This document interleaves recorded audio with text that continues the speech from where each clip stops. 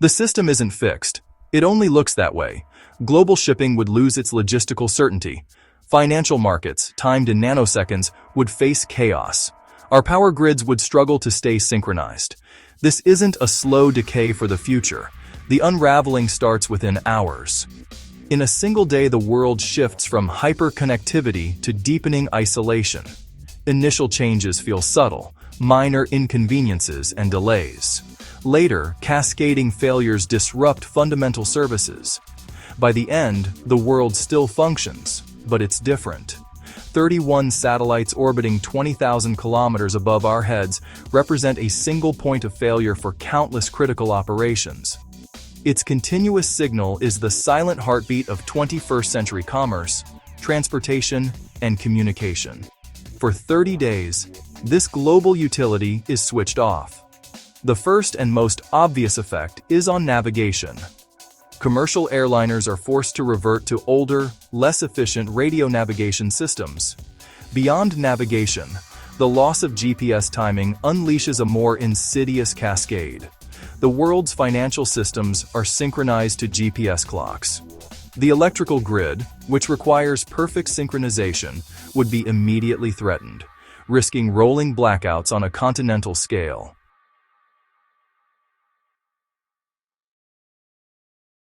As the first hour unfolds, the consequences transition from silent, digital errors to tangible, physical disruptions. The aviation sector is the first to feel the full force. This deliberate slowdown triggers what will become known as the Great Grounding. The intricate network of global air travel is effectively severed. Transoceanic flights are in a more precarious position. Without GPS to periodically correct navigational drift, a 12-hour flight could end up dozens of miles off course.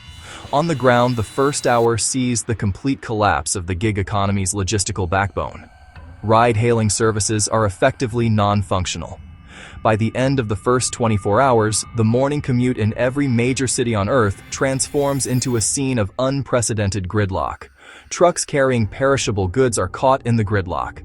Supermarket managers, accustomed to a just-in-time system, begin to notice gaps appearing. Emergency services face a critical challenge. A delay of just a few minutes can be the difference between life and death in a medical emergency.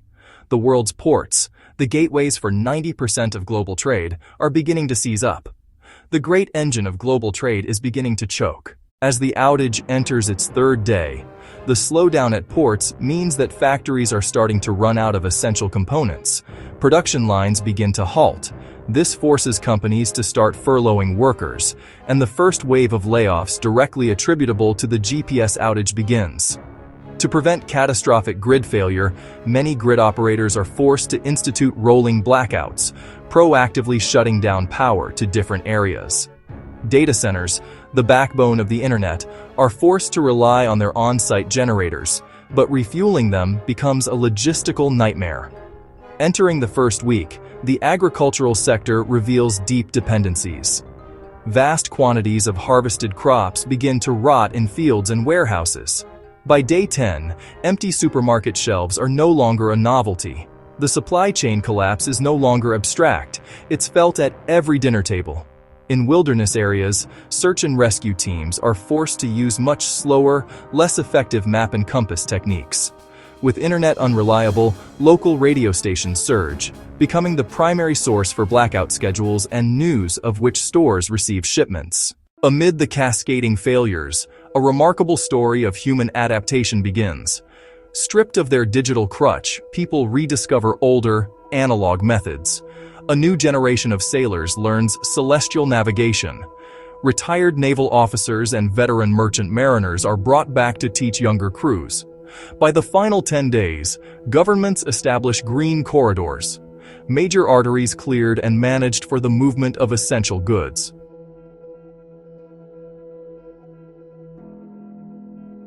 The eventual restoration of the signal initiates a global reckoning. Investment pours into developing and hardening alternative systems. This drive for resilience extends beyond technology. Manual surveying techniques become mandatory. The concept of a fallback skill is elevated.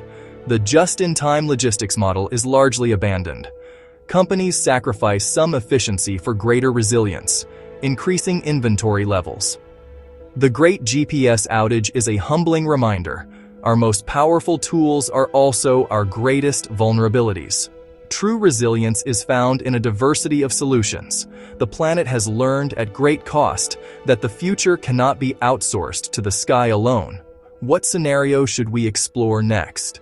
Share your ideas below. You've been watching IfVerse, where imagination meets possibility. See you in our next reality.